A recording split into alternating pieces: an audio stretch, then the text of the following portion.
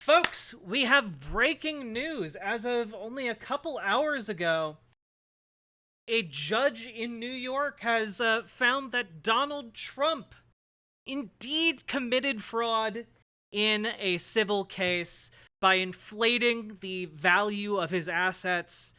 And yeah, he's that case is going to be going forward. So let's just hear what NBC had to say with the breaking of that news. Okay, we've got major breaking news, a major loss in court for Donald Trump in the civil suit brought by the New York Attorney General Tish James. A New York state judge has just ruled that Donald Trump committed fraud by exaggerating the value of his assets in financial statements. This was a major plank of Tish James's case against Donald Trump. That case is set to go to trial on Monday. Donald Trump's attorneys had also asked to throw out the case, and the judge denied that request. Yeah, he literally, his lawyers were basically like, there's so much nothing here. It's not even worth really pursuing. And the judge basically said, I looked through the evidence. You look guilty as hell. The Attorney General James's lawsuit seeks $250 million in fines and to bar the Trump family from doing business. Now, I just want to tell you this. Yeah. They're looking to basically end Donald Trump's career as a businessman, at the very least within New York City limits, you know? This has just come out. Amazing. And we're working our way through it. One of the people who's also working her way through it is the brilliant New York Times investigative reporter, Suzanne Craig. She was in the courtroom for these arguments. She's someone upon whom we have relied for a very long time. There's nobody who knows more about this than Suzanne. I don't know whether you've gotten through it yet, Suzanne, but I appreciate you being on with me now to make sense of it. Former United States Attorney Glenn Kirshner is also with us on this breaking news. Suzanne, let me just start with you. Your reporting and testimony that we've heard in years gone by, including from Michael Cohen, is that this was standard procedure for the Trump Corporation. They did things like this. They inflated their assets. No. Like they have decades of evidence for this case. Like it was just like it went on for so long that literally violating the law became their standard practice. Like, if this goes through, they get his ass. In certain places, they reduce the value of those assets if necessary to do other things. They were inconsistent at best at the way they treated their assets. Tell me what you make of this ruling. I've tried to give the best explanation we non-legal people can give, but I know you know more about this than most. No, you're being kind there. I mean, I think the allegation is pretty stark that Donald Trump there would be something that would, I think, reasonable minds could agree would be worth 10 million, and he may say it's worth 100 million. And this happened over and over and over. And these statements were submitted to banks, to insurance companies in order to secure loans, sometimes favorable terms, and also to secure insurance policies, things like that. So that's kind of in essence. And the Attorney General had brought a civil suit, a quite large one. If it goes against him, it could cost him to the tune of $250 million. And I have to tell you, I'm still working through today's ruling. It came down. This is all just right before it's supposed to go to trial on Monday. And there were just some last minute motions for summary judgment. And that just means that each side had asked for a ruling from the bench prior to it going to trial. And I have to tell you, I looked at this and I did a double take. It is a huge loss for Donald Trump and a huge win for the Attorney General. And what the judge has found is that Donald Trump. Oh yeah, no, this is the state of New York. I did say like within New York City limits. I mean, like, yeah, this is the state of New York. Sorry, my bad.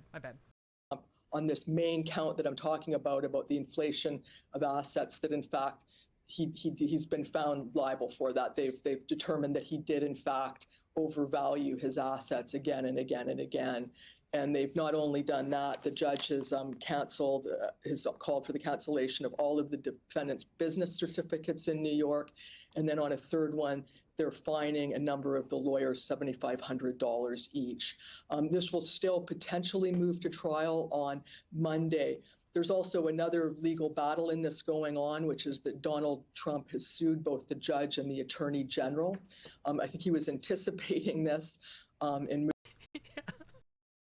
he's like, oh, you're gonna sue me, I'm gonna sue you. So basically he's suing them right back, which is honestly just it's in his character, but also just very funny. moved ahead of a hearing last week and actually sued the judge, and the appellate court will come down potentially, we think, on Thursday and weigh in with something that could move the trial and could affect this again. But in the short term today, this is a huge, huge blow for the Trump organization. I know there's a lot in there, and it's all really big. So, you know, there, little bits of it, little sentences in here would on their own be headline news, including the judge has ordered the cancellation of all of Donald Trump's business certificates. Right, that was one of the things that was ordered today, and the attorney general in their all of his business certificates, chat. Dude.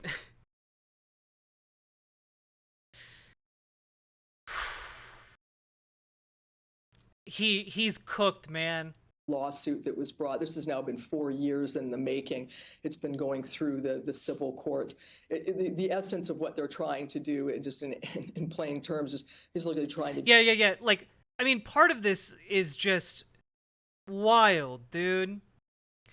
One of the examples found in this investigation of, like, Trump and his assets, Donald Trump consistently inflated the value of places like Mar-a-Lago by as much as not like one time, or, you know, it's not like he didn't double it, he didn't like triple it, he didn't quadruple it. He inflated the value of Mar-a-Lago by as much as 2,300%. 2,300% more than it was actually worth. To run Donald Trump's businesses out of the state of New York. Wow. Donald Trump, since this has started, has moved a lot of his banking and his operations out of New York. And we still don't know in terms of, there's still 5 other counts on this suit that will... Another part of this suit, by the way, is that Trump claimed that his penthouse was 3 times its actual size to justify valuing it at $327 million. Go forward to trial if it's not moved. You know, we're going to learn about that again later this week. Okay, so...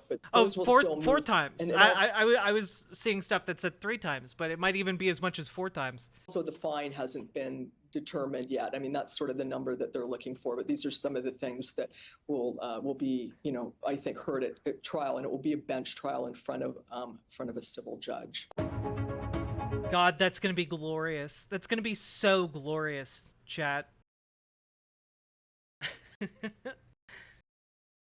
But, by the way, as some people in chat have already pointed out, this isn't the end of our Donald Trump content segment, because Donald Trump has decided to, I guess, be a bit spicy while trying to campaign in South Carolina.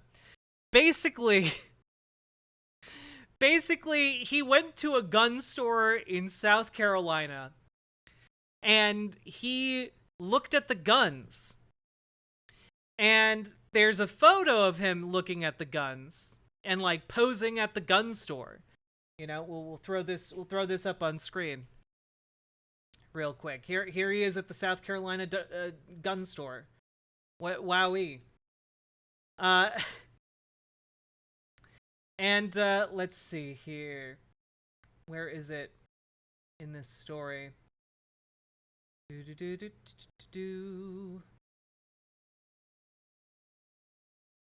Yes. One of his spokesmen for his campaign, named Stephen Chung, posted on Twitter that the former president had purchased the Glock that he stopped to admire in the store. Which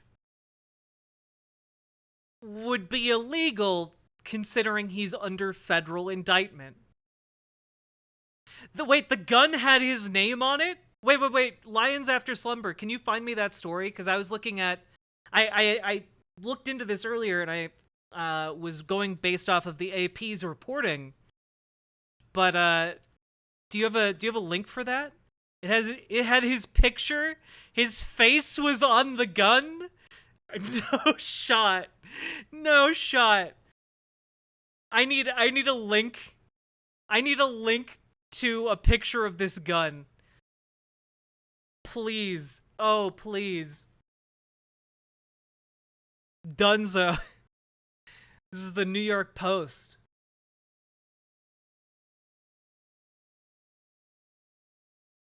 Here.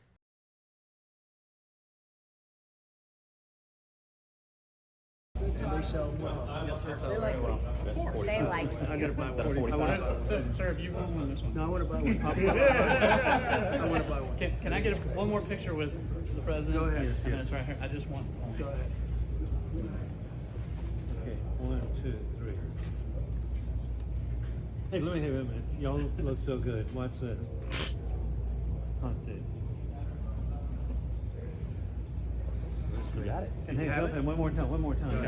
With Julian, hey, the Attorney General, jump in. Come on, Attorney General. You look good.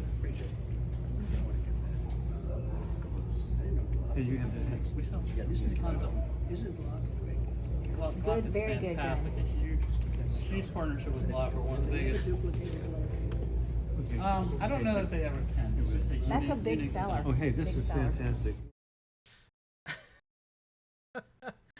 Oh, God. Oh, my God. It literally has his face on it. Trump 45 with a picture of his face. Oh, my God, dude. Does he actually hold it ever? I don't know if he actually holds it or not. A Trump edition Glock. That is hilarious. Can you imagine? Can you imagine, one, using this, and two, being killed by a weapon like that? Oh my God, the embarrassment, dude. Okay, it looks like it says Trump 45th right here, right up here. And then it has his face on it. This is amazing. So again, that video we just watched at the beginning was Donald Trump in a gun store asking to buy this gun that had his name on it. Now, Stephen Chung posted this video, and then apparently some lawyer out there really made it clear to him that, oh, this is hella illegal, and makes him look like he's about to break the law. Or might have actually broken the law, because no one seems to be able to confirm whether or not he actually bought the gun. This is so funny. Yeah, no, he tweeted, President Trump purchases a Glock Inc. in South Carolina. Oh my God, dude. President Trump doing... Marjorie Taylor Greene tweeted out because she was with him. President Trump doing a little shopping in South Carolina. He will protect our great Second Amendment. Yeah, he did hold it. Oh my God. There's a picture of him holding it. Oh God, dude.